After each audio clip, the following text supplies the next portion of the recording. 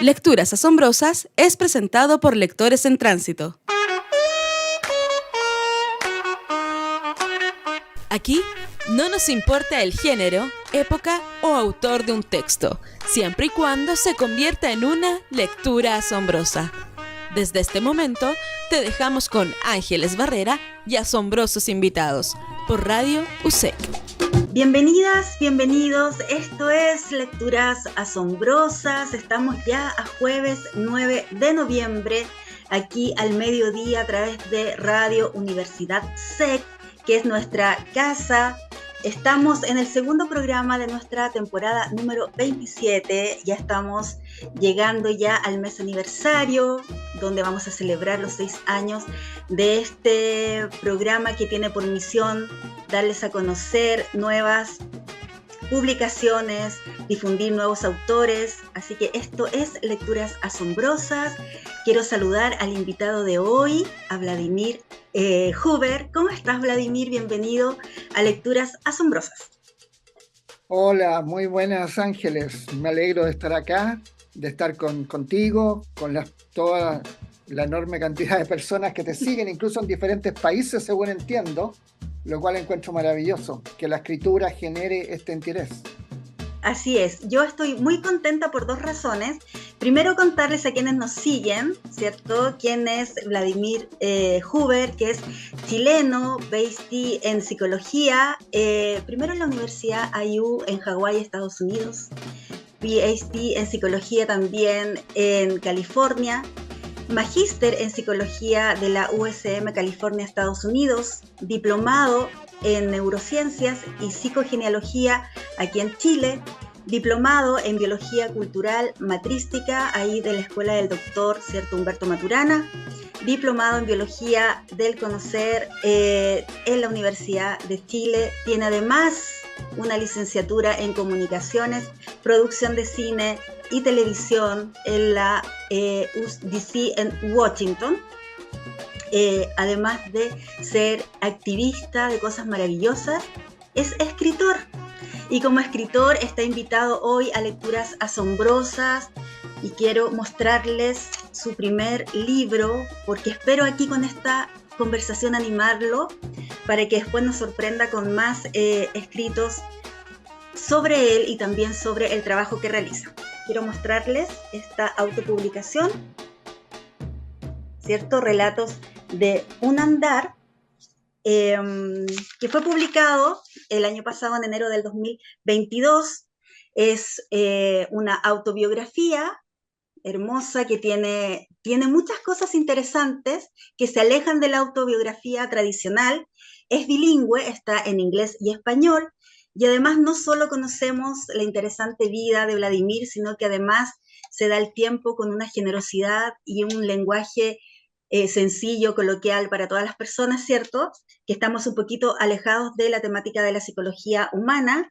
Nos propone en su autobiografía las propuestas, sus miradas sobre la educación, la salud, la medicina, la psicología y el medio ambiente. Quiero decirles además que él realiza conferencias, seminarios y talleres que tienen que ver con estos temas que ya mencioné, y quédense toda la conversación porque hay novedades también que se vienen aquí en Santiago de Chile prontito en este mes de noviembre para que ustedes puedan conocerlo y conocer su trabajo. ¿Algo más, Vladimir, que quieras agregar? Tuve que condensar todos tus estudios, todas las cosas que haces, invitarlos a adquirir, ¿cierto? Esta biografía. Ahí, ya miren, todo lo que tenemos para conversar. ¿Quieres agregar algo más? Bueno, todo el andar, ¿no? Por eso que el libro se llama Relato de un andar, en castellano, y Story of a Journey en inglés, tal como tú decías, totalmente bilingüe. Pero no, yo creo que está bien con eso y tú me irás guiando aquí en esta conversación. Sí, contarles a Vladimir y a ustedes que me siguen, a las personas que nos van a ver por primera vez, ¿cierto? A través de Radio Universidad SEC, contarles que Relato de un andar no es solo la autobiografía del autor, ¿cierto? Sino que es la forma en la que está narrada, es una narrativa muy poética, conocemos las vicisitudes, ¿cierto?, de este andar, y como les había contado, las propuestas. Y además, conocemos los temas que lo han inquietado a lo largo de su vida, de su trayectoria profesional, y propone, que es algo que vamos a hablar más adelante, pero es para que ustedes tengan un contexto de lo que se trata, Relato de un andar, nos propone su propio sistema, que es el sistema Huber, de desarrollo y sanación en los 4 niveles. Antes de conversar de este sistema que él ha creado, ¿cierto? Y con el cual trabaja, cuéntanos cómo fue este proceso de escritura, porque el libro fue comenzado, iniciaste este relato en el año 1996, lo publicas en el año 2022, entonces que nos cuentes dos cosas, cómo fue el proceso de escritura y, eh, y como escritor, ¿qué es lo que más destacas tú, eh, y que difiere, ¿cierto?, de otras autobiografías que son más tradicionales, que son cronológicas, para yo no contar todo lo que me emociona este relato? Bueno, partió eh, por 26 años, nunca fue un libro, sino que en el magíster en la Universidad de Santa Mónica, en California, nos pidieron hacer una mirada histórica, si se quiere, sobre lo que había sido hasta ese momento nuestra vida. Y yo lo dividí en las 8 etapas de desarrollo de Erickson, y le agregué una previa, desde la concepción al nacimiento. Eh, y lo escribí en esos 9 poemas, les gustó mucho en la universidad, y ahí quedó guardado.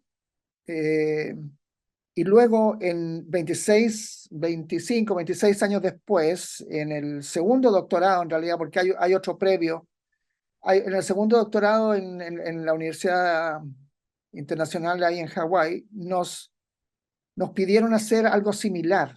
Entonces yo tomé el texto que había, le agregué más de 260 fotos, y a cada foto le puse un texto también bastante extenso. Y al final terminó en el formato de un libro. Entonces yo pensé, bueno, si hay un libro acá, ¿por qué no lo vemos de publicar? Y así lo hice. Ese fue más o menos la cronología, pero entre medio pasaron 25, 26 años, lo cual me dio tiempo para que la segunda etapa fuera bastante diferente, si se quiere, a la primera, aún siendo, por supuesto, la misma persona, pero con eso eh, fue un complemento que fue muy útil, digamos, para el contexto global de lo que terminó siendo el libro. Como bien dices tú, la primera parte fueron estos 8 más un poema, me Claro. gusta como lo indicas. ¿Por qué elegiste la poesía?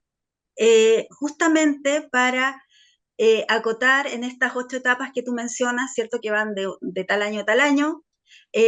¿Por qué elegiste la poesía como medio narrativo? Bueno, es que ya venía de años escribiendo, y de hecho el año 72 en la Universidad del Atlántico en Nueva Jersey, me publicaron en una antología de poesía con otros miembros de la universidad.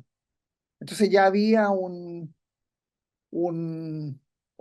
una cosa previa, digamos, que me llevó a hacerlo de esa manera. Me surgió espontáneo.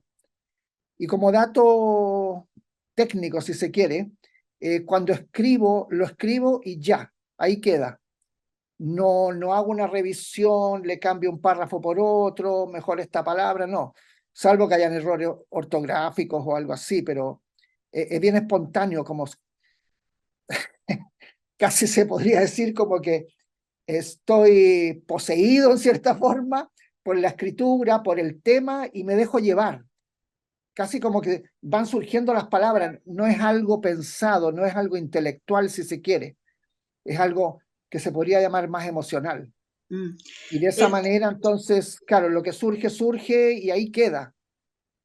Y si sirve, Es, queda bien, bien, si no, bien también. no, es que esa posición es bien arriesgada, pero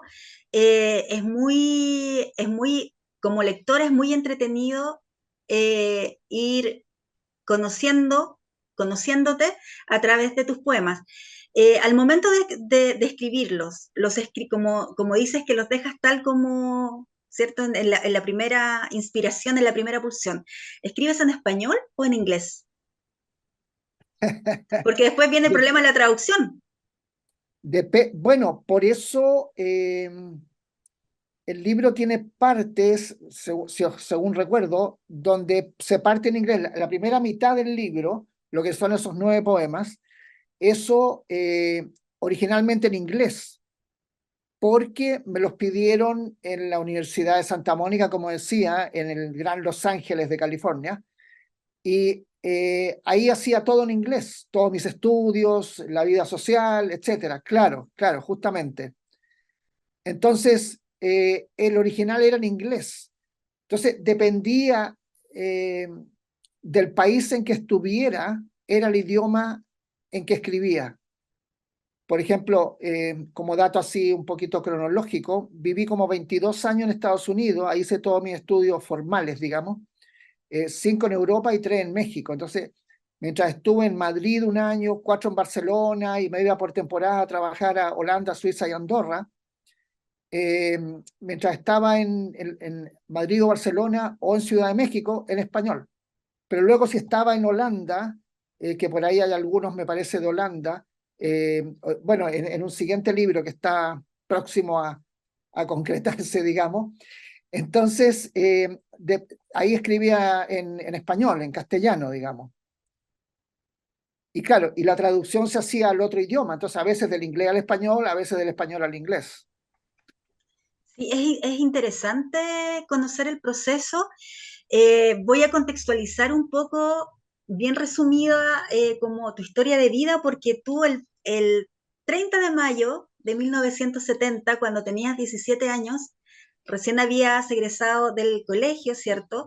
Te embarcas desde Talcahuano, eres oriundo de Viña del Mar, pero desde Talcahuano te embarcas en un barco de carga y así recorres el mundo durante 30 años. Así como ustedes lo ven aquí, ¿cierto? PhD en psicología. ¿Ah? Eh, y realizaste un sinnúmero de trabajos, pasaste por situaciones súper extremas, y ahí admiro tu carácter, ¿cierto? Este carácter que se fue forjando frente a distintas circunstancias, acompañado de gente maravillosa también en este andar. Eh, de todas estas experiencias que nos cuentas en tu en Relatos de un Andar, eh, y de esta idea que instalas en el libro de que no es solo recorrer el mundo exterior, sino que a medida que fuiste avanzando te diste cuenta que también era un camino interior, ¿cierto? ¿En qué minuto de toda esta vorágine de vida que uno como lectora lo recibe en este formato, ¿cierto? Pero es tu vida. ¿En qué minuto decides que la psicología es lo tuyo? Bueno, sí, es que fue, yo salí de un ambiente bien duro en cuanto a educación. En esa época se golpeaban los niños, vivíamos así en el terror. eh, entonces, muy para adentro, muy hacia lo externo a la vez. eh, y al ir andando, viviendo una y otra situación, gradualmente me encontré conocí gente de meditación, de vegetarianismo, de, bueno, todo tipo de actividades que te van ayudando a mirar hacia adentro.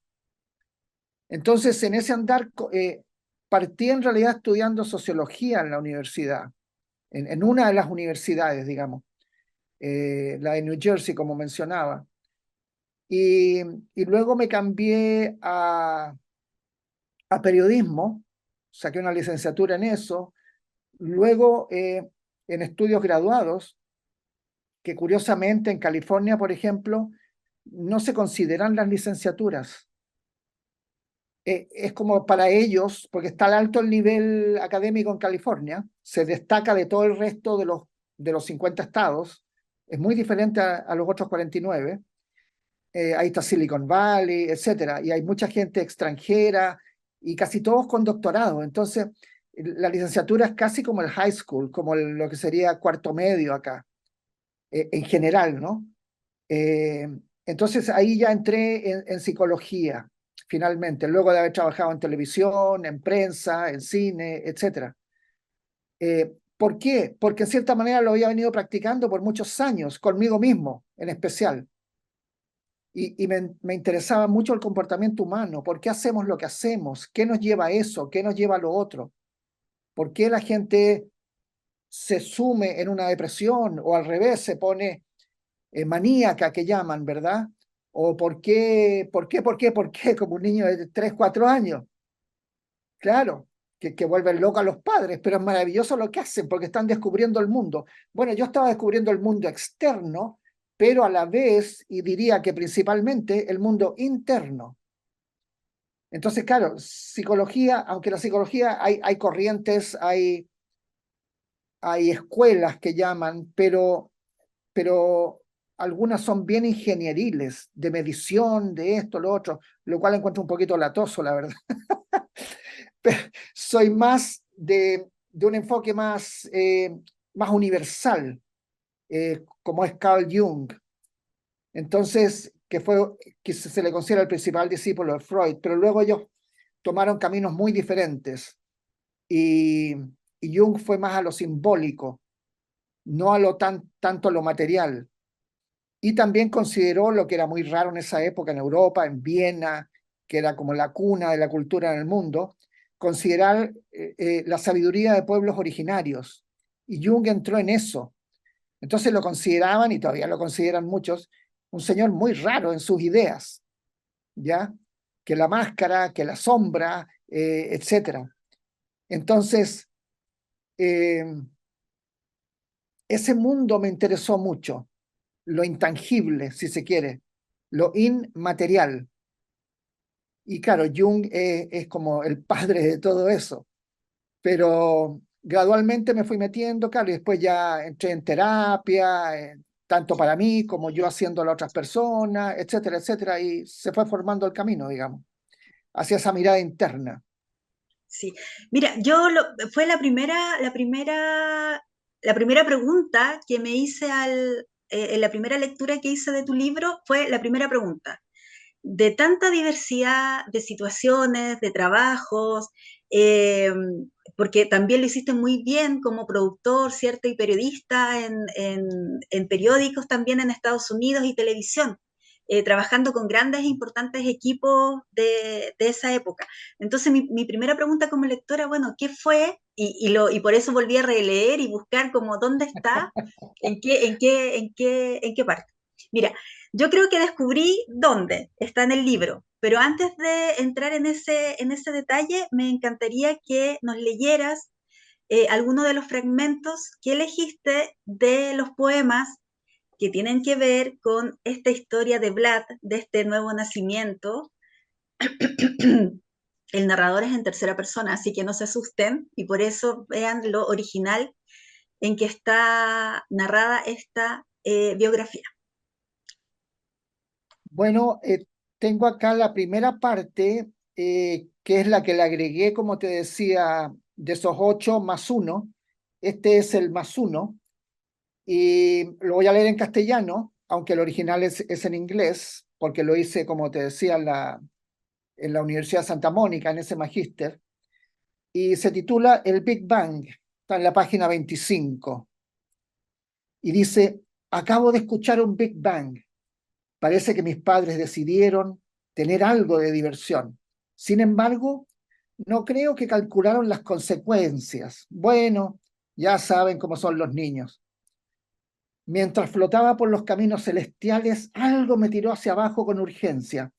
Se requería mi alma para un niño que estaba siendo creado. Será un niño y será querido, a pesar de que no fue planificado. Es gracioso volver a estar en el agua. De un pájaro me he convertido en un pez, pero dicen que seré un humano después de todo. Dios mío, ¿pueden decidirse? Casi suena como si nadie estuviera a cargo. Mejor me callo, no quiero tener problemas con el jefe. Se pone un poco irritable de vez en cuando, pero generalmente está justificado. Y no estoy besando traseros. No me importa lo que pienses. Mi madre se está volviendo redonda. Su cintura ya no está en su lugar. Ella se parece más a un barril, pero feliz después de todo. Mis hermanas suenan como dos madres más. Ay, ay, ay, voy a ser tan mimado. No hay nada de malo en ser querido, besado y abrazado. Pediré más mientras me cuidan. Ay, amigo, no hallo las horas de llegar a casa. Dios mío, se sentía como un parque de diversiones mientras bajaba por el tobogán. Ellos podrían haberme dicho sobre lo rápidos que eran los partos de mi madre. Ni siquiera FedEx puede competir con ella. ¿Y quiénes son todas estas personas? ¿Por qué me pegan en el trasero? Quiero a mi mamá, quiero a mi mamá. ¿Por qué me alejan de ella? Esta gente no tiene vergüenza, esta gente no siente amor. Sé que están haciendo lo mejor posible, pero quiero a mi mami. En verdad, eso es lo que quiero. Quiero a mi mami. Y eso es lo que obtuve. Tengo a mi mami. Esa es la primera parte. Y luego ya como algo más psicológico, porque era un magíster en psicología, viene lo que llaman el autoperdón, que son 4 líneas nomás en este caso, y es en cuanto al autocastigo que uno hace con su lenguaje, tanto expresado, escrito o solo mental. Entonces le llaman el autoperdón, de la concepción al nacimiento. Y se trabaja así, y las personas que nos están viendo también pueden hacerlo cada uno para las formas en que se autocastiga en cierta manera. Entonces, identificar eso y luego realizar un autoperdón a ese autocastigo. Y dice así: me perdono por juzgarme como sobreprotegido, me perdono por juzgarme como egocéntrico, me perdono por juzgarme como el centro de la atención, me perdono por juzgarme como malcriado. Eso. Entonces, durante el día, y esto es algo que hacemos todos, nos castigamos de alguna forma y otra. Y ese castigo viene como en respuesta a un juicio que hacemos sobre nosotros mismos. El viejo dicho, bueno, yo soy feo, hediondo y peludo, ya como dicen. Entonces, claro, y uno ha escuchado, mijito, pero ¿cómo hace eso? ¿Cómo puede ser tan tonto? Usted no sirve para nada, qué sé yo. En mi casa no, en mi casa eran muy amorosos, mi padre, mi madre y mis 2 hermanas, que son 7 y 9 años mayores que yo. Pero en algunos hogares sí se les dice eso a los niños. En mi caso fue en el colegio, donde venía el castigo psicológico, aparte del físico. Pero igual a nivel social a los niños, afortunadamente cada vez menos, se les trataba como si no fueran seres pensantes y sintientes, casi como una cosa. Entonces no debían opinar, no debían preguntar, no debían, etcétera, etcétera. Entonces, claro, con eso uno crece y después o sea, no después, sino que gradualmente lo va internalizando. Y al ocurrir eso, uno va adquiriendo una imagen bastante pobre, bastante triste y solitaria de quién uno es. Y al ocurrir eso, claro, ahí me surge lo que llaman la profecía autocumplida, the self-fulfilling prophecy. Entonces, si yo digo, yo no sirvo para las matemáticas, yo no sirvo para la música, no sirvo para esto, lo otro, eventualmente, ahí viene ya lo psicológico, uno va a querer tener la razón, si se quiere, aunque sea de algo negativo. Y ese tener la razón es, bueno, si yo no sirvo para esto, me voy a sacar un 1, un 2, un 3 máximo. Quedar para marzo, que era algo que ocurría antiguamente, me parece que ahora ya no ocurre eso. Estar todo el verano estudiando con profesor particular o como fuera, para dar el examen en marzo y no quedarse pegado cuando uno repetía curso. Entonces también en lo social, también, y todo eso viene de cómo uno se ve, cuál es la opinión que yo tengo de mí mismo. Y en base a eso, entonces vienen esos juicios que mencionaba. Y ese autoperdón es ir suavizando esos juicios, es una forma de irlos aquietando y entendiendo que sí, soy una buena persona por esto, esto y lo otro, etcétera. Y no solo en mi caso, por supuesto, como especie humana funcionamos así.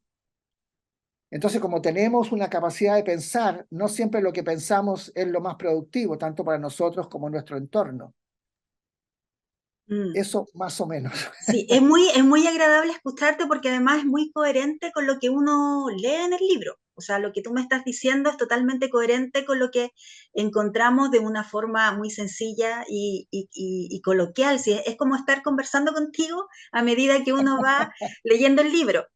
Y uno de los conceptos que has enfatizado tú en lo que llevamos en esta conversación es con respecto a la educación. La educación, ¿cierto?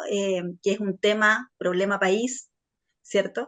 Y en las propuestas que tú haces, en cuanto a las propuestas, y creo que ahí está donde yo encontré la respuesta a por qué eres PhD en psicología, es justamente en esta mirada tan humana y sensible que tienes con respecto a la educación y lo que propones. Y me gustaría que brevemente, si es posible, nos pudieras detallar esta pedagogía de integración ecológica y socio-etnocultural que tú propones dentro de otras muchas propuestas que vamos a encontrar en Relato de un Andar, que nos puedas ampliar esta visión de la pedagogía de integración ecológica y socio-etnocultural. Es medio casi un trabalenguas, pero es que se trata de eso, porque, bueno, antes que nada, y esto lo he dicho incluso en conferencias en algunas universidades, que las pueden encontrar a propósito en mi sitio web, ¿ya? En YouTube está Vladimir Huber Oficial. Oficial porque hay otro Vladimir Huber, uno se dedica,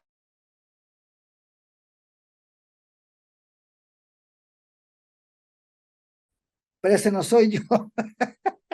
Oye, ¿puedes repetirlo? Porque quedaste, se congeló Ah, ya, ya. se congeló la Eh, pantalla y no escuchamos qué hacía el otro Vladimir Huber, pues, para que no te confundan con él. sí, bueno, el nombre con el que aparece en YouTube mi sitio es Vladimir Huber Oficial.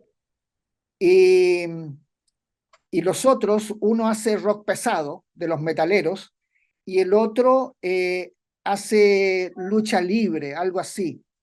Y son como de la zona de Croacia, la ex Yugoslavia, porque mi abuelo venía de allá, mi abuelo paterno venía de Eslovenia, que Mm. ahora lo que era Yugoslavia, ahora son diferentes repúblicas, me parece que son 6.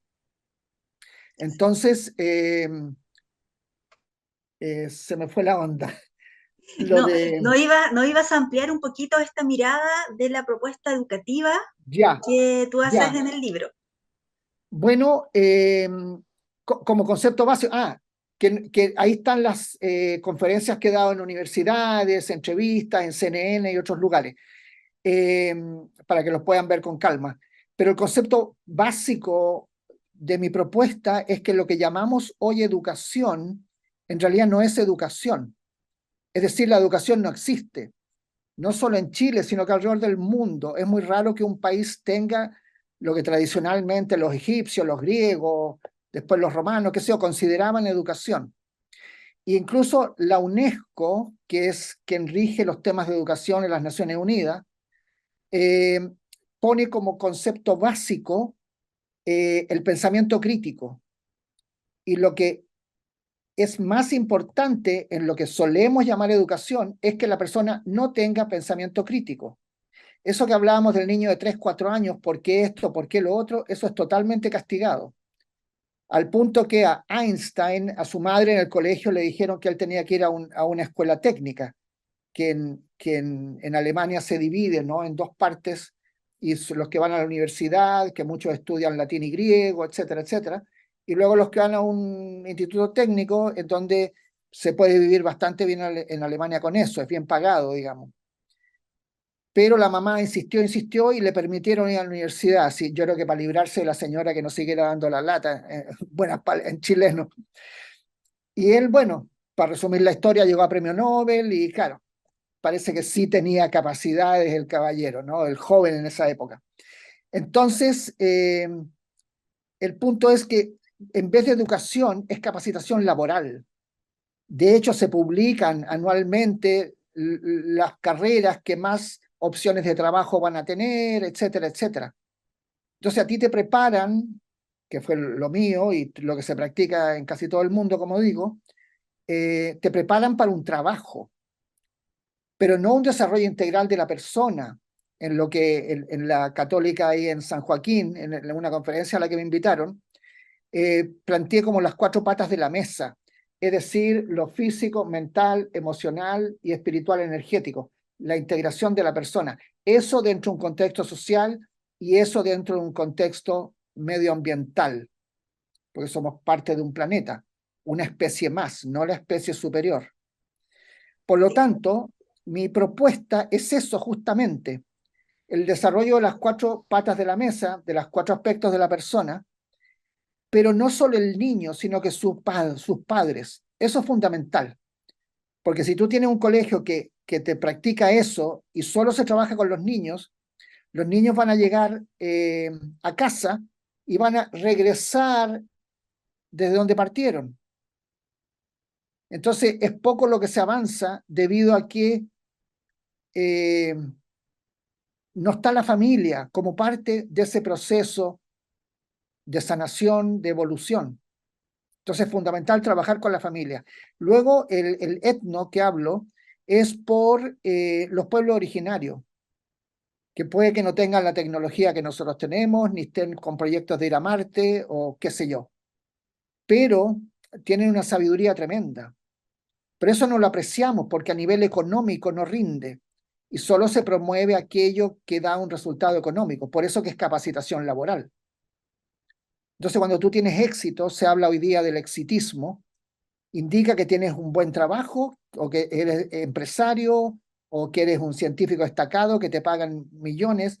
Ese es lo que llamamos éxito en la vida. A Juanito le fue bien porque está ganando 3 millones, 5, 10, 20. O es socio de una gran empresa y ojalá que sea multinacional, etcétera, etcétera. Pero no se ve la parte humana. Entonces hemos perdido ese aspecto humano, ese aspecto que incluye las 4 patas de la mesa. Y al no estar eso, por eso que muchos hablan de la zombización. Es decir, que lo que llamamos educación te transforma en zombie. Y tú pasas a ser ordenadito, no cuestionas nada, ese niño de 4 años ya se perdió. Por eso que Picasso decía, todos los niños nacen creativos hasta que entran al colegio. Y ahí se les formatea, igual que un disco duro. Y si tú te sales de la norma, vas a ser castigado. Te ponen un 1 o te echan. De hecho, a Einstein, ya que estábamos hablando de él, lo que hicieron es echar de las universidades tanto de Alemania como Suiza, en donde él estudió. ¿Por qué? Porque rompía esquemas. Incluso llegó a algo que con sus primos él estaba estudiando, estaban todos más o menos en el ámbito de la física. Él llegó a cuestionar a Newton, que es el profeta, el Jesucristo, por así decirlo, de la física. Entonces le decían, pero ¿cómo se te ocurre cuestionar lo que Newton dijo, lo que Newton planteó? Y bueno, con el paso de los años se comprobó que Einstein tenía razón y Newton se había equivocado. Claro, y Newton no estaba ahí para reconocer el error, ya había pasado qué rato. Claro. Entonces, es eso. Entonces, educación es la formación integral de la persona y eso es lo que planteo ahí. Y de esa forma podemos salvarnos como especie si empezamos a estirar un poquito el chicle. Algunos dicen que no hay mucha vuelta, no son muy esperanzadores, pero el problema es que el ser humano necesita desarrollar su capacidad humana, humanista, y eso no se hace, porque como digo, no da rédito, no da ganancia económica, y se plantea generalmente en lo económico. incluso en medicina, que es otro tema también muy interesante. Así es. Eh, eh, Me surgen muchas aristas para conversar, pero quiero que no nos distraigamos de lo esencial que es que nuestros seguidores, ¿cierto?, se entusiasmen con este relato de un andar. ¿Tienes otro fragmento para leernos, ya sea de alguna de las etapas o alguna de las propuestas, el que tú quieras? Sí, sí. Bueno, puedo ver el siguiente del que leí hace poco, que sería el segundo, ¿no? Y dice así: el rey está aquí. Escuchen, gente, el rey está aquí. Oíd, oíd, finalmente ha llegado. 9 meses de espera parecían una eternidad para que él llegara a estar con nosotros. Bienaventurados somos por su presencia. Nosotros, humildes súbditos, sus servidores seremos. Bendecidos somos por la oportunidad de servirle. Damos gracias a Dios por la oportunidad de estar cerca de él. Finalmente, finalmente el niño ha llegado. Cuán diferentes eran nuestras vidas antes de su llegada. Ahora hay esperanza y, tal vez, perdón. La madre Luchi, mi madre se llamaba Luisa, Luchi, Luchita le decían, la madre Luchi nos ha dado un gran regalo de Navidad, a mediados de agosto, pero es la Navidad. Y el padre Quinco, mi padre se llamaba Vladimir, le decían Quinco, Quinquito, está orgulloso como un león. Él sabe que ha traído al rey, a la tierra de sus antepasados y descendientes. El padre también ha hecho su entrega, ha cumplido su promesa de traer al rey. Las hermanas también están llenas de alegría, no parecen expresar celos. Alegría y amor con un brillo alrededor de sus cabezas. Es la única expresión de sus emociones. Parecen haber enmudecido. Sus corazones están cálidos porque el rey está aquí. La palabra se ha esparcido y dicen que el presidente y su esposa serán los padrinos. Si el rey acepta, rezamos para que lo haga. A pesar de su estatura, es humilde porque su corazón está con la gente. La prensa no se sacia de buscarlo. Es más deseado que Claudia Schiffer en vender diarios y revistas. Tal vez por eso los medios lo llaman el chico dorado. Extra, extra, es el niño de oro. Llegó el bautizo y todo el país observaba. Las calles rebalsaban con ricos y pobres, hombres y mujeres, niños y adultos. Los trenes se detuvieron, todo se detuvo. Tenías que estar ahí, si no, ¿de qué ibas a hablar durante los próximos años? Algunas personas, los eternos pesimistas, dicen que toda esta tensión podría dañarlo. Qué ingenuos, por supuesto, nada podría dañarlo. Y si hay secuela en su corazón, algunos dicen que asistirá a una escuela en un lugar de Saint-Monique, en el norte, algún día, donde ocurrirá la sanación. La sanación es lo que él ha traído, la sanación es lo que él tendrá, la sanación es lo que dará, que será un sanador. No hay duda de ello, que su corazón sea eterno, que se cumplan sus deseos, que su alegría y resplandor sean compartidos por todos, para que su sanación nos llegue a todos. Amén.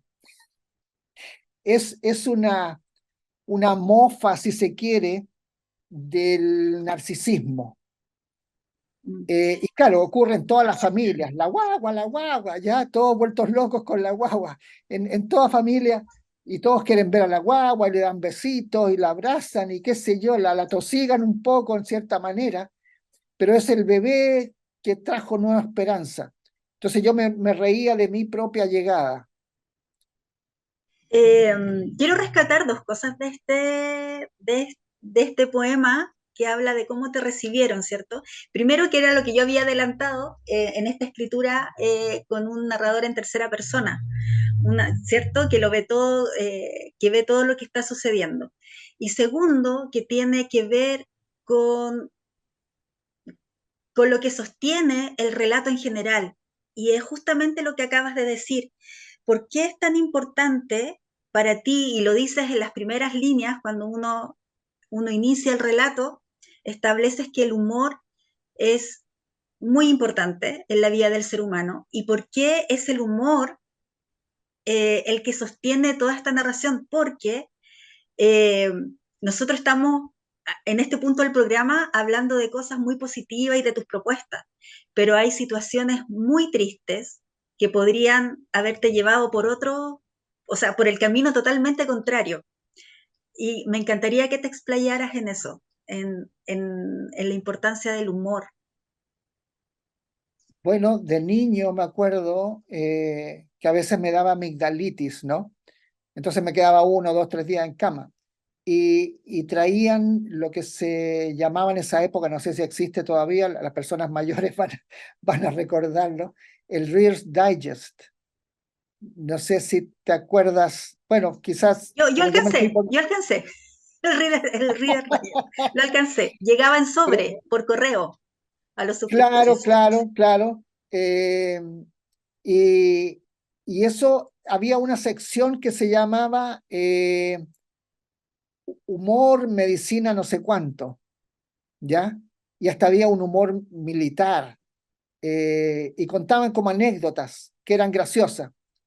Entonces sí, bueno, y también si nos vamos a lo más científico, en publicaciones científicas, el humor sí sana porque secreta lo que llaman las 4 hormonas de la felicidad. Entonces por eso que la gente busca programas graciosos y eso hace muy bien porque te va sanando desde adentro. Tenemos toda la farmacia adentro, entonces de ahí tenemos acceso a esas hormonas que ayudan a sanar. Por ejemplo, la gente con depresión tiene más probabilidades de una variedad de enfermedades. La gente más alegre, alegre de verdad, no alegre de solo de máscara, se mantiene más sana por lo mismo.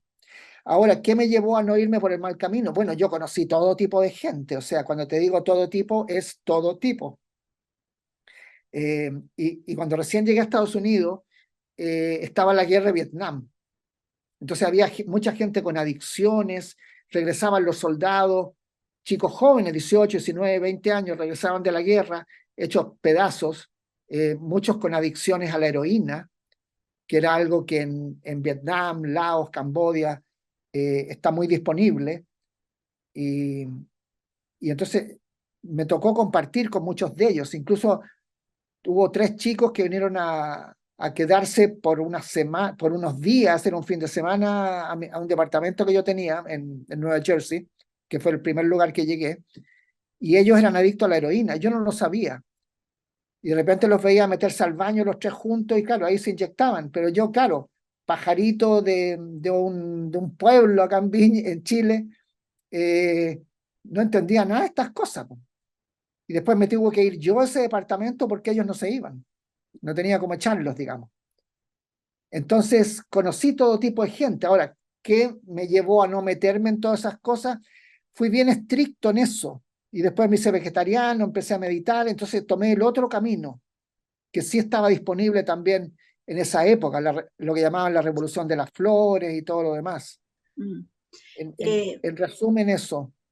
sí, ¿no? Y aplaudir esa valentía porque, como bien tú dices, un joven provinciano, 17 años, de un país que nosotros, la gente nos ve como una isla, ¿cierto? El Pacífico por un lado y por el otro costado la cordillera. Estábamos en esa época, porque ya no, lamentablemente, como que estas mismas barreras naturales hacían de que no tuviéramos acceso, ¿cierto? A ese tipo de cosas. ¿Por qué me llama la atención como este hilo conductor en todo el libro? Porque nos permites como lectores reírnos contigo, o sea, también empatizar, ¿cierto? Yo soy mamá y si mi hijo de 19, que tiene 2 años más que los que tuviste tú, dice, mamá, no, no te preocupes, yo voy a tomar un barco, un avión, lo que sea, me voy caminando a tal parte, yo así como, ay, no sé si sería así como tan apoyador. Eh, y en todo el relato, además de este humor que hace que uno, ¿cierto?, empatice contigo y que también uno se diga, oye, esto, o sea, lo que me está pasando ahora, en esta etapa de mi vida, si lo pongo en perspectiva con la tuya, no es nada, ¿cierto? No es nada. Y tener esa herramienta del humor también nos sirve. Otra de las líneas que yo veo en tu relato, aparte de la educación, ¿cierto? Están los temas que te inquietan, los que ya hablábamos, los que yo ya mencionaba en la presentación, ¿cierto? La salud, la medicina, el medio ambiente. Eres muy, muy crítico y me encanta la desfachatez, porque lo encuentro genial, ese desparpajo con el cual tú dices que la medicina tradicional está totalmente equivocada, así como paren las prensas, ¿ah? Paren las prensas, tenemos nuevo titular. ¿Por qué la medicina tradicional? Yo sé que es un tema como complejo porque no es solamente el pensar que no es lo más óptimo. Viene ¿cierto? Todos esos factores económicos, las visiones, las políticas públicas, colectivas, mundiales. Eh, ¿Cómo parte esta visión tan crítica tuya sobre la medicina tradicional? Y lo dices varias veces, ¿eh? Uno de repente uno cree que está en un tema contigo, no, y ahí está, así como, ahí está, digo, recuerden que, recuerden que la medicina tradicional, y eso es bonito porque abres también la mente, abrirse a otras posibles terapias y caminos para la autosanación, física y mental y psicológicamente. Bueno, estuvimos hablando que, o sea, planteo que la educación no existe, sino que es capacitación laboral. Lo que llamamos salud tampoco es salud, porque en las escuelas de medicina no se enseña salud. Entonces, como que digan, yo hablo ruso, chino o japonés y nunca estudié esos idiomas. Imposible. El Ministerio de Salud se debería llamar Ministerio de la Administración de la Enfermedad. Sería lo correcto. Porque lo que se estudia en las carreras de medicina, no solo en Chile, sino que alrededor del mundo, salvo California, vuelvo a poner California, y es porque se estudian enfermedades. Entonces se estudia el síntoma, lo cual es interesante porque a nivel psicológico es bien infantil, es un Peter Pan Wendy. Si tú a un niño chiquitito le apuntas a algo y le dices, Juanito, mira la luna, luna, luna, te va a decir. No, no, no, no, le dice, allá, allá la luna. Sí, luna, luna. Porque el niño todavía no tiene desarrollado la imaginación suficiente para el pensamiento abstracto. Por lo tanto, aquí hay un dedo y no hay nada que salga del dedo, que es lo que nosotros ya más adultos consideramos que si yo apunto hacia allá, hay una línea imaginaria que sigue a donde yo estoy apuntando y llega a un lugar. En este caso sería la luna. Pero el niño no. Entonces, llevándolo al tema de salud o de enfermedades, la enfermedad es el síntoma, pero no es la causa. Entonces, a ti te duele la cabeza, un ibuprofeno, un paracetamol, como se llame. ¿Ya? Si son migrañas, incluso hasta te pueden inyectar algo. Está bien, se trata del síntoma, no se trata de sufrir. Pero ahí se queda. Entonces, se quedan en el dedo. No saben que hay una línea imaginaria hacia la luna. Y esa línea imaginaria es la causa. Y a nosotros no nos interesan las causas, solo miramos, como en el Titanic, que veían un hielito chiquitito sobre el agua y dijeron, pero ¿cuál es el atado? Ni un problema. Tenemos el barco más seguro del mundo, bla, bla, bla. Entonces, al ocurrir eso, bueno, sabemos lo que le pasó al Titanic, ¿no? Hay hasta una película famosa para los que quieran verla, o si es que no la vieron. Y aquí pasa lo mismo. Entonces, tienes un cáncer, te hacen quimio, te hacen radio, te hacen cirugía, después te dan medicamentos, etcétera. Pero ¿por qué llegó a generarse ese cáncer? Eso no interesa. Sacamos el tumor y estamos listos. Claro, pero si fue una mastectomía radical en la mama izquierda, después viene la mama derecha, te la sacan también, después viene, no sé, el sistema digestivo o donde sea. Se produce lo que se llama la metástasis, que se esparce por el cuerpo, porque no se ha trabajado la causa. Incluso si hablamos de cáncer, es peligroso cuando se saca el tumor, porque ese tumor de alguna manera hace de el matón del barrio. Y en cierta manera, perdón, Mantiene controlado a los eso, matones chicos. eso. Fíjate que eso pasa con la En México se ha estudiado bastante, pasa con las bandas narcos, que cuando que apresan al jefe,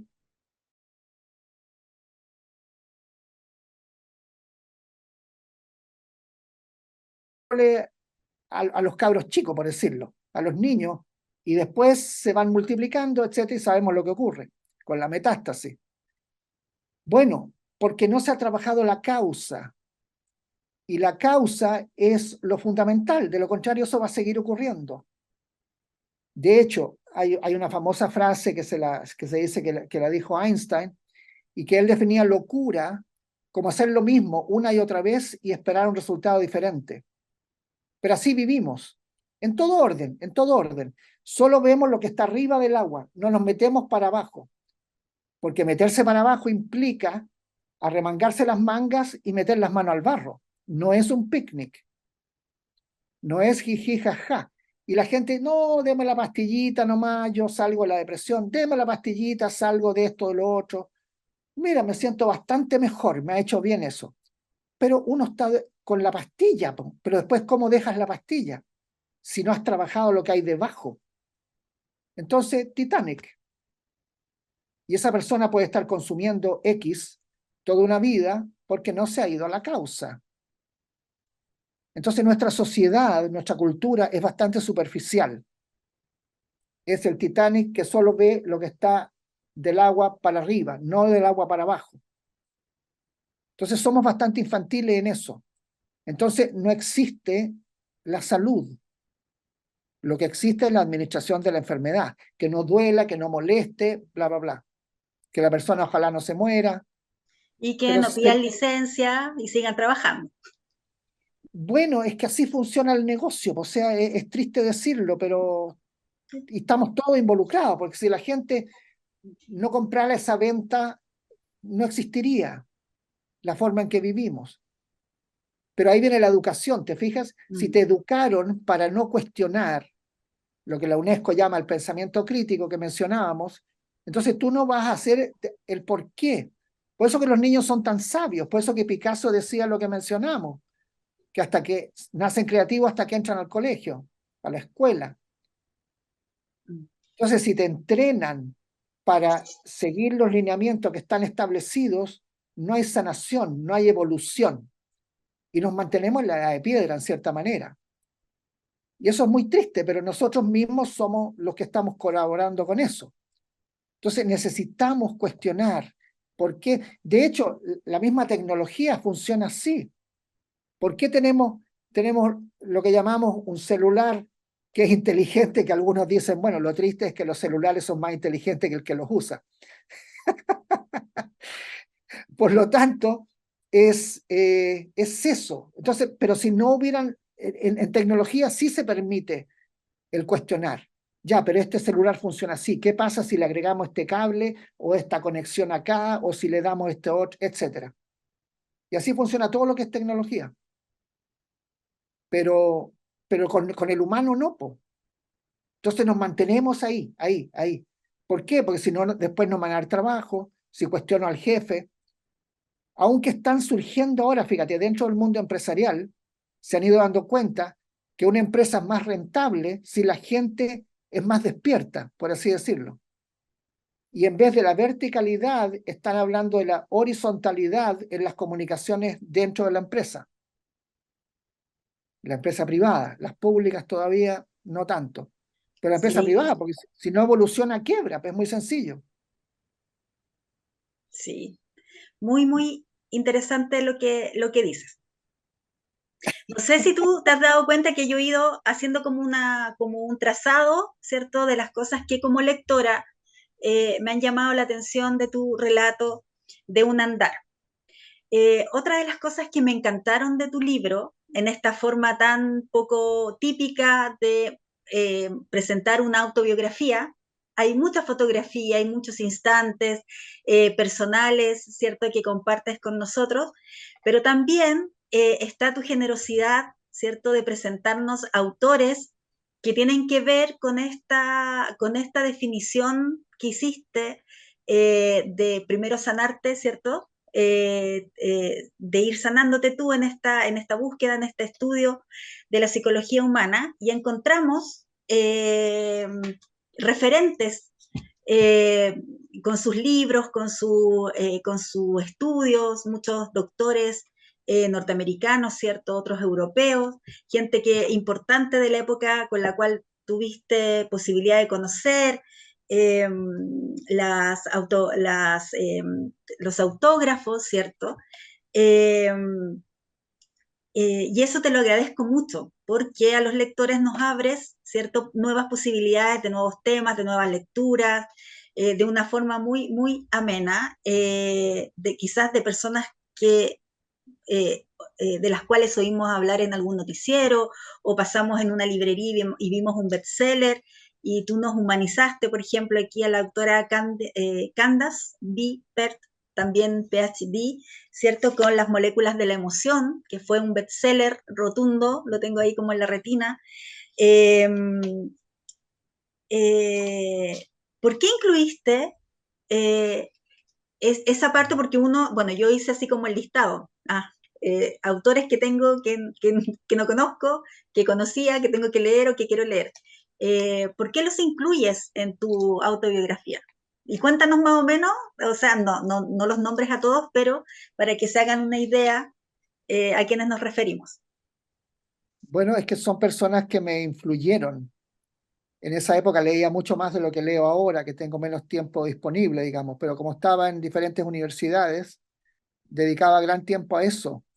Y con ellos me fui formando la forma de pensar, la forma de plantear lo que es educación, salud, ciencia, etc.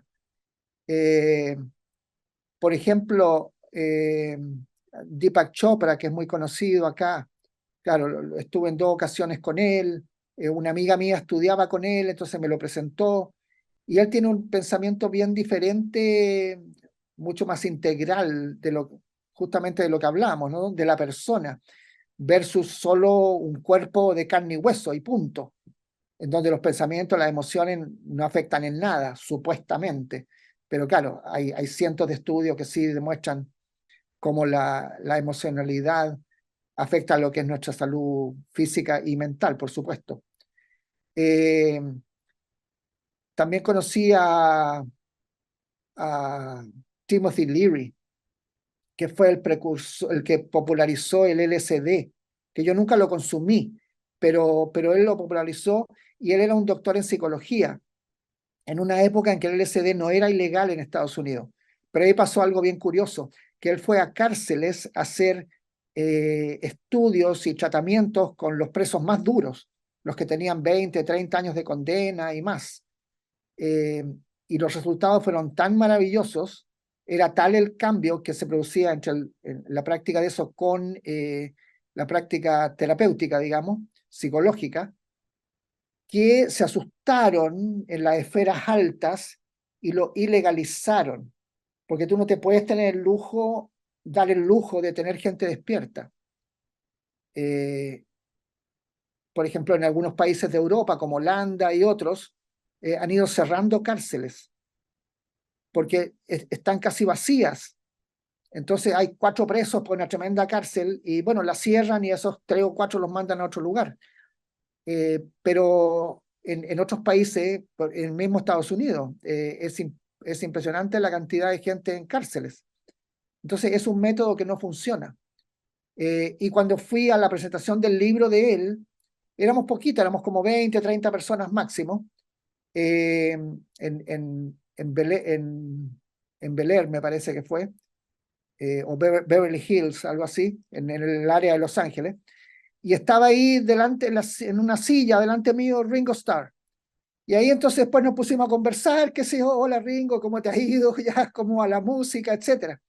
Después trabajando en la Warner Brothers, de lo que en Chile llamamos goma, que es como niño los mandados, ¿no? Yo llevaba El las junior, cartas. el junior. El Junior, claro, claro, que es más elegante el Junior. Eh, eh, entonces ahí conocí también a George Harrison, que ya falleció, pero en esa época, los años 90 debe haber sido eso, eh, y trabajaba ahí para pagarme los estudios. Eh, entonces uno conoce a toda esta gente y claro, se las imagina de una manera, pero son gente bien sencilla en realidad. Muchas veces un poquito agobiados por la fama, porque no pueden ir a ningún lugar, la gente los acosa, qué sé yo. Pero así uno va conociendo y también estrellas de Candace Pert, como tú mencionabas, que ella falleció a temprana edad, desgraciadamente, estuvo en mi casa en California y ella iba para premio Nobel. Pero es bien interesante porque como mujer le hacían bastante zancadillas, le dificultaban el paso porque ahora ha ido cambiando la cosa, pero como te digo, hace 30 años era bien complicado para una mujer destacarse en el campo científico. Era un reducto totalmente patriarcal, totalmente machista. Bueno, y así otras personas más, que uno allá en California los puede conocer en persona, ir a sus conferencias, hablar con ellos, y es una oportunidad tremenda. Bueno, y con muchos más que te podría relatar, por supuesto, y que sí están en el libro. Pero la razón de hablar de ellos en el libro, de mencionarlo, es porque fueron ayudándome a formar mi forma de pensar, sentir y actuar, y eso fue algo maravilloso. Gracias por ese agregado que hiciste en tu autobiografía, porque está muy interesante, muy interesante y también nos amplía y da coherencia también a lo que tú eres y a lo que hemos estado conversando. ¿Tienes más fragmentos para leer que nos Eh, asombres aquí en Lecturas Asombrosas antes de continuar? eh, ¿Quieres que continúe con la parte Si, inicial? si quieres, cambias a los otros fragmentos para que también descubran eh, Ya. la diversidad de formas narrativas Ah, que tiene ya. la ¿Hay autobiografía. algo Sí. que te llamara la atención? Hoy, mira, pues muchas cosas, muchas cosas, muchas cosas me llamaron la atención. Sí, tuve que hacer una cosa de como de prioridades, así como no puedo hablar de todo. Ya. Mira, espérame, que aquí tengo.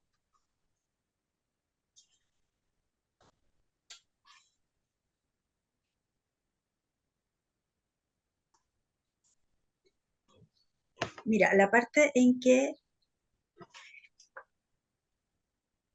¿Qué página? mira, la página,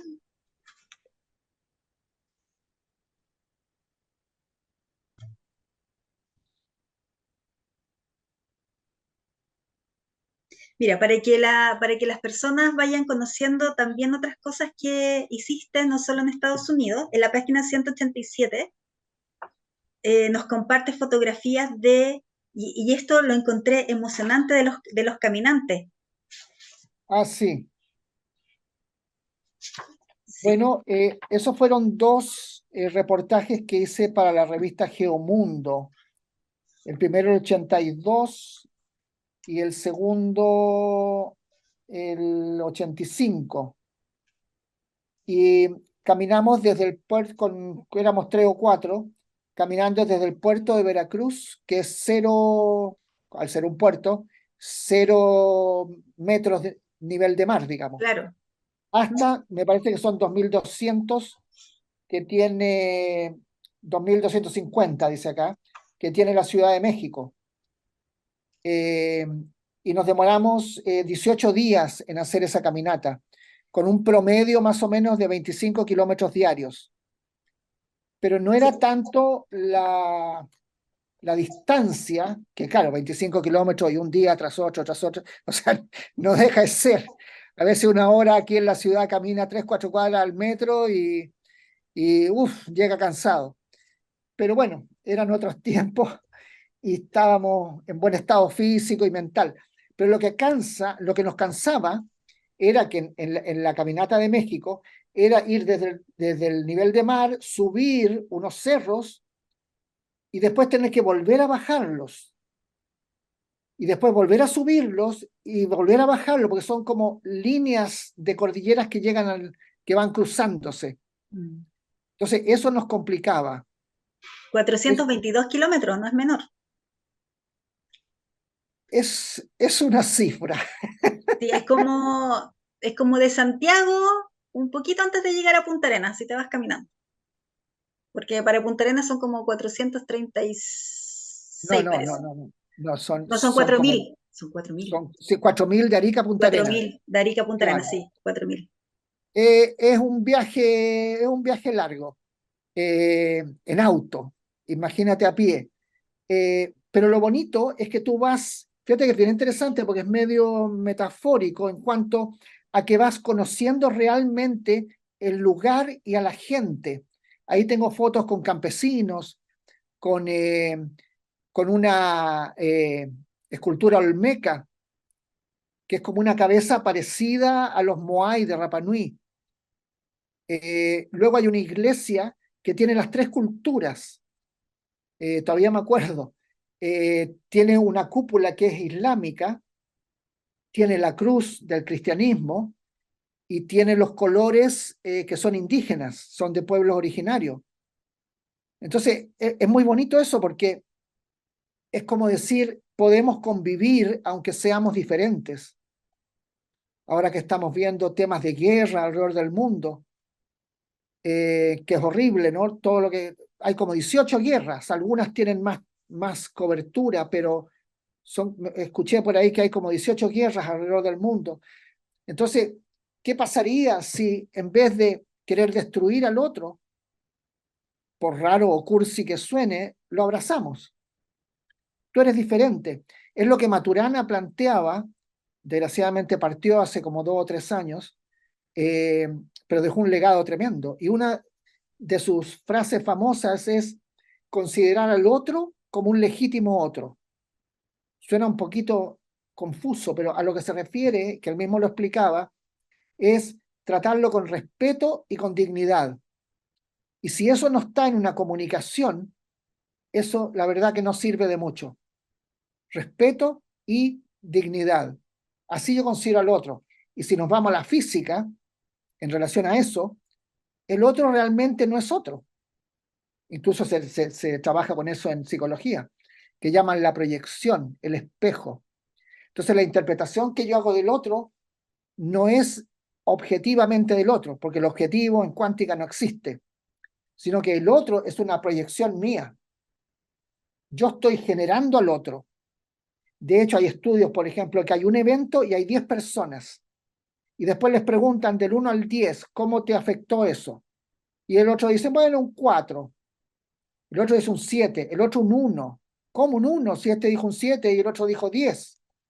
Porque la verdad que no me afectó. ¿A qué se refiere eso?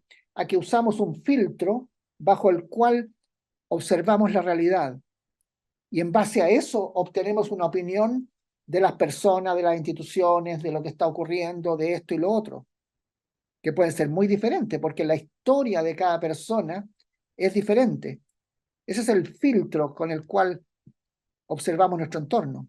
Entonces viene de adentro. Entonces no existe el objetivo, sino que la realidad es subjetiva.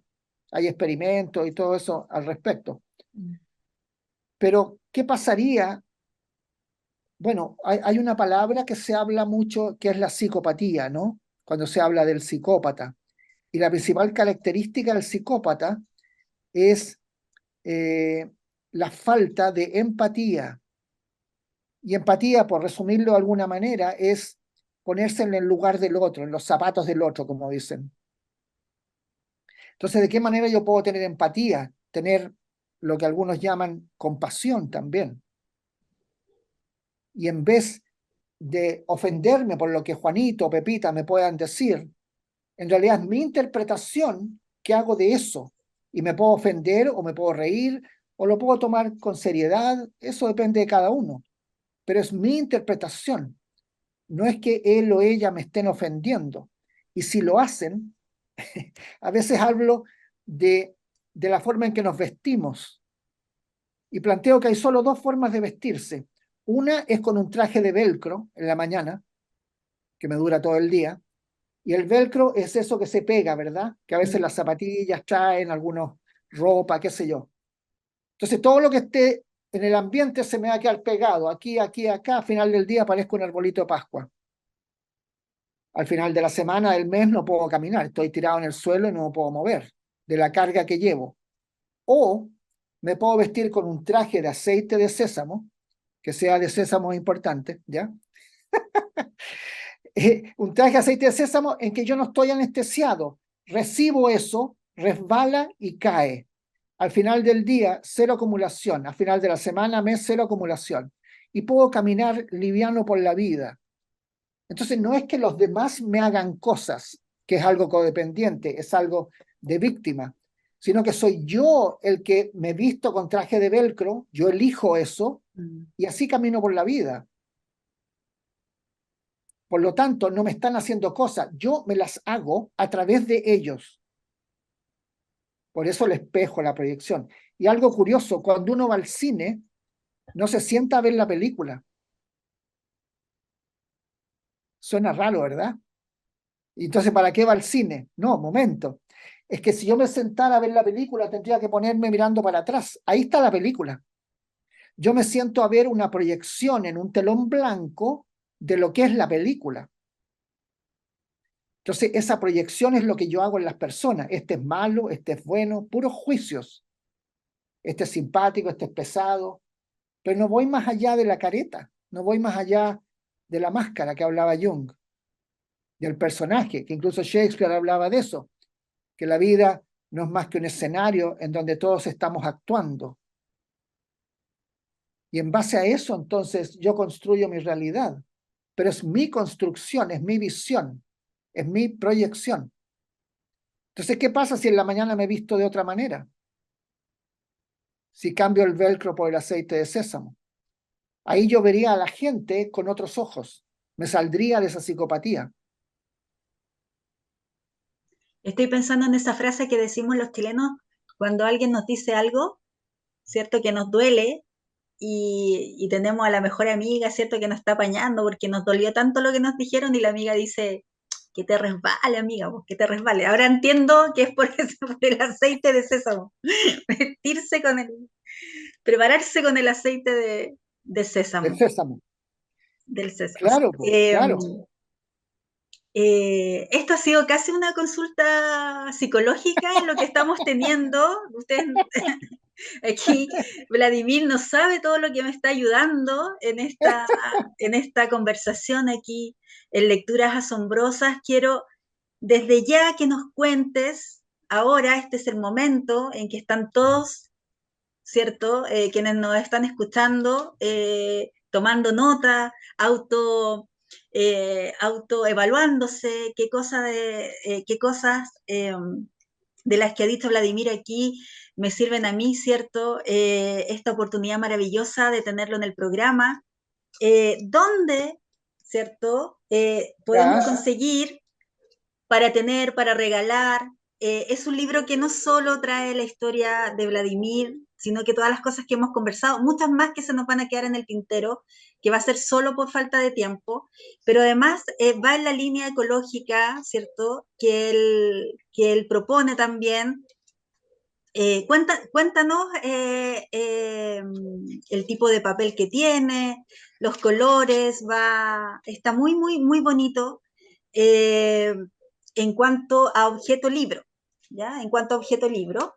Entonces, Ya. cuéntanos dónde se adquiere, si es directo contigo o dónde hay que ir. Por mientras que tú buscas la información, yo les cuento, pueden eh, ingresar a www.bladhuber.cl, mirar sus conferencias, sus entrevistas, sus participaciones eh, en su canal de YouTube, Vladimir Huber Oficial. Pueden escribirle también quienes estén interesados en conversar con él de estos y demás temas, ¿cierto? A Vlad, arroba vladhuber.cl. Así que fíjense aquí en escribir bien su apellido aquí en el GC del programa para que se contacten directamente con Vladimir. ¿Dónde conseguimos el libro? Bueno, está en Busca Libre, que tiene el punto .cl es para Chile, buscalibre.cl, y después ahí te ofrecen opciones de otros países. Depende de dónde esté la persona pidiéndolo. O me pueden escribir un correo, tal como tú decías, a vlad@vladhuber.cl. Vlad es corto por Vladimir, ¿ya? Ok. B corta o V, que llaman LAD, vlad@vladhuber.cl. Eh, y a través de Facebook, Instagram, ahí también hay formas de comunicarse, con Messenger o como sea. Así que me lo pueden pedir a mí o directamente a Buscalibre, y yo se los puedo enviar por correo también, no es problema.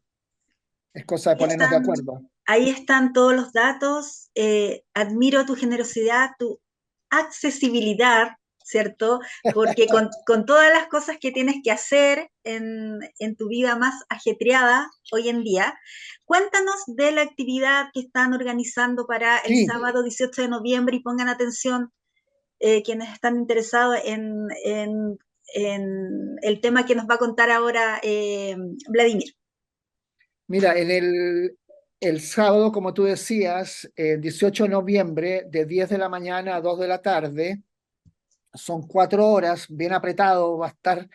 Estoy con dos tremendos científicos, con el doctor Ricardo Soto, fundador de la medicina consciente y del Instituto de Medicina Consciente. Él es además profesor y speaker internacional. Él ha aparecido mucho en televisión acá en Chile y en otros países. Y con la doctora Berta Hamburg de la Universidad de Buenos Aires, que habla de la biología total de los seres vivos y es además coach de salud. Berta Hamburg, como Hamburgo, pero sin la O final. Y voy a estar yo también ahí y vamos a hablar de todos estos temas que en cierta manera hemos hablado ahora, pero en conversación con los participantes. Y esto va a ser el 18 de noviembre en el Hotel Icon, se escribe Icon, ICON, en Las Condes, acá en Santiago, Chile. Y el número al que pueden escribir un WhatsApp es más 569-8983-3012. Más 569-8983-3012. Y lo otro que haremos es caminar.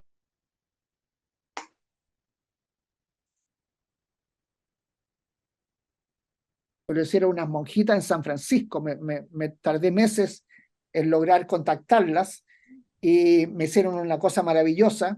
Y esta tela de 10 por 10 metros que replica el laberinto de Chartres De en la las afueras catedral. de París, y que aparece también en el libro, porque yo hacía talleres mientras vivía en California, viajaba a Nueva York a dar talleres allá en Nueva York. Y ahí lo hicimos, y aquí está, ahí está estas fotos son de Nueva York, las personas caminando ahí y yo estoy de espaldas, de pie y también sentado, y eso replica el que está en, en la Catedral de Chartres. Esa es la catedral y está en el piso de la catedral, que se terminó de construir hace más de 800 años, en 1220. Esta es una foto desde arriba, digamos. Este es el laberinto mismo que la gente camina y aquí más de cerca, digamos. Y tú entras a la catedral y lo caminas tranquilamente. Está disponible ahí para cualquiera que así lo desee. Así que es, eso vamos a caminar ahí en el salón, que nos costó encontrar un salón que tuviera esas dimensiones. Generalmente son más rectangulares, pero uno que tuviera los 10 por 10 metros mínimo, digamos. Así que va a ser algo realmente espectacular. Nunca se ha hecho esta combinación de médicos tan famosos con este nuevo enfoque de la ciencia, una ciencia actualizada, que incluye los 4 aspectos de la persona, y luego el laberinto que se camina y es una meditación en movimiento sobre la vida. Entonces, es una introspección, es en silencio, eso no se conversa, tal como ocurre en la mayoría de los tipos de meditación. Y claro, ahí uno, fíjate que se asemeja con las caminatas que hablábamos, una en México y la otra fue la de México era siguiendo la ruta de Cortés cuando llegó a América, y la Florida, o sea, el estado de Florida en Estados Unidos, de Miami Beach a Vero Beach, que fueron 11 días. Y ahí replicaba la ruta de los carteros descalzos, que hace 100 años no habían caminos en la costa este de Florida. Por lo tanto, los carteros caminaban con los zapatos amarrados al cuello por la playa. Iban cruzando los diferentes ríos que van llegando al mar. Y de hecho hay un mártir que es Hamilton, que él se lo comieron los caimanes por cruzar el río. Él usaba un botecito y no estaba ese bote en ese momento y no le quedó otra que nadar, y ahí está la estatua Ahí que está, hay, sí. esa que está ahí, la estatua en honor a Hamilton, a James Edward Hamilton. Y claro, hay caimanes ahí en Florida, que son como cocodrilos un poco más chiquitos, Más chiquitito, sí. pero igual así, Mm, la cabeza con una tremenda, y al pobre hombre fue mártir, sí. demasiado cumplidor en su trabajo, digamos. Mm. Así que caminaremos ese laberinto, y en esa caminata uno hace una introspección muy profunda. Entonces va a ser un espacio bastante conmovedor, bastante cambiador, si se quiere, de cómo uno llega y cómo uno se va después de esas 4 horas. Es una oportunidad tremenda. Si la gente le interesa, que se inscriban cuanto antes, porque claro, los cupos se van llenando. Es con cupo limitado. Entonces, Claro, la actividad es sanando cuerpo, mente y alma, así se llama la actividad, claro, ¿sí? claro. El sábado 18 de noviembre, de 10 de la mañana hasta las 2 de la tarde, en el Hotel Icon, o Icon, ¿cierto?, de Las Condes. Y ahí va a estar nuestro invitado junto al doctor Ricardo Soto y la doctora argentina Berta Hamburg. Justamente, ¿Sí? justamente. Así que ahí todos invitados y también invitadísimos para que adquieran, regalen este relato de un andar. Si se han dado cuenta, hemos visualizado ni siquiera una tercera parte de la vida de nuestro invitado. Están todas las situaciones familiares, ¿cierto?, que yo he querido dejar afuera para que ustedes conozcan el perfil de Vladimir Huber como psicólogo, todos sus aportes, todas sus miradas. Es un libro para leer, para aprender, ¿cierto?, sobre uno mismo, es una buena pauta, ¿cierto?, y acercarse al trabajo de Vladimir Huber. Vladimir, tus palabras al cierre de Lecturas Asombrosas. Bueno, ¿qué puedo hacer en la vida? Es algo que a veces nos preguntamos. Y eso depende de las limitaciones. ¿Dónde están las limitaciones? Generalmente las vemos afuera, que no tengo dinero para pagarme esto, que no tengo esto, que no conozco gente, no tengo las redes, bla, bla, bla. Pero las limitaciones reales son de adentro. Si vemos lo que se puede lograr cuando uno se decide, Einstein fue a la universidad finalmente, hizo una tremenda contribución al campo científico y humanístico, porque él también tocaba piano, tocaba violín. Eso es interesante a nivel interhemisférico. Él tenía ambos hemisferios funcionando, por eso que funcionaba diferente a cómo funcionan la mayoría de los científicos, que son muy de hemisferio izquierdo, que es el que controla el lado derecho del cuerpo. Hay un cruce ahí. Entonces, ver la vida como una posibilidad y no como una limitación, como una oportunidad. Por eso que en algunas culturas a la palabra crisis también la llaman oportunidad, porque en las crisis Yo me puedo ir a la víctima y decir, mira qué terrible lo que me ocurre, o plantearme que ahora es el momento, que estoy al fondo, que estoy tocando fondo casi. A veces se requiere tocar fondo para poder dar ese empujón hacia arriba. De lo contrario, yo estoy pataleando ahí a media altura. Pero si toco fondo, tengo algo sólido sobre lo cual despegar. ¿Y de quién depende? De mí. Fíjate que hay algo bien curioso en esto. Cuando yo señalo a alguien, para allá, para acá, hay 3 dedos que me apuntan a mí. Entonces yo digo, mira, qué tonta esa persona, qué malo es este, ¿de quién estoy hablando en el fondo? Estoy hablando de mí 3 veces. Y solo uno de la otra persona. Porque el otro es un reflejo de mí. Si yo voy al baño, me miro al espejo para peinarme, afeitarme, lo que sea, y no me gusta lo que veo, ¿puedo culpar al espejo? El espejo es un espejo. Eso es todo. Así son la gente que nos rodea, así son las instituciones, todo. Si me quedo en la víctima, claro, todo va a ser malo, negativo, pero depende de mí, depende de mí. Entonces sí puedo. Ese puede ser el lema con que terminemos. Muchas gracias, Vladimir. Ha sido realmente un privilegio para mí. Espero, también confío que lo sea para nuestros seguidores, el conocerte primeramente, tener la posibilidad de leer, de releer tu primer libro, esta autobiografía, Relato de un andar, dejarte muy invitado para que tu nuevo proyecto, cierto, literario, narrativo, de investigación, en el cual estás trabajando, podamos también difundirlo a través de lecturas asombrosas. Gracias por la generosidad de estos tips. Yo aquí anotando todo, como buena alumna que soy, anotando todo esto de dónde están las limitaciones. Ahora que acabo de cumplir 50 años, es una buena pregunta para trabajar. Así que darte las gracias por toda esta maravillosa conversación, que espero que también tú la hayas disfrutado, y decirles, como siempre, a nuestros seguidores, muchas gracias por estar, por vernos, por seguirnos. Recuerden que este libro está en busca libre, así que no hay, para aquellos que se quejan de repente que no hay acceso porque solamente se vende en Chile, no, se vende, ¿cierto? A nivel internacional también, así que no hay excusa.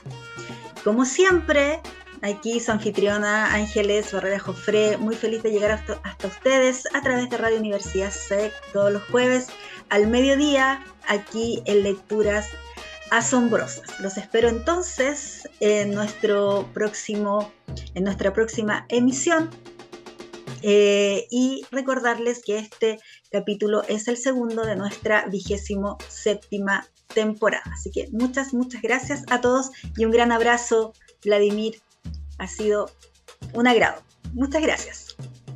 Gracias a ti por la invitación, por el cariño, por lo interesante que llevas la conversación, y a todas las personas que te siguen, que son muchas y se benefician del maravilloso trabajo que haces. Te felicito y te agradezco por ello. Muchas gracias. Estudié mucho para esta conversación. Muchas gracias.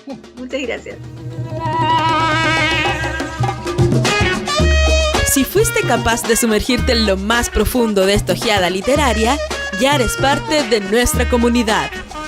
Sintonízanos la próxima semana para otra lectura asombrosa, con la conducción de Ángeles Barrera, solo por Radio USEC.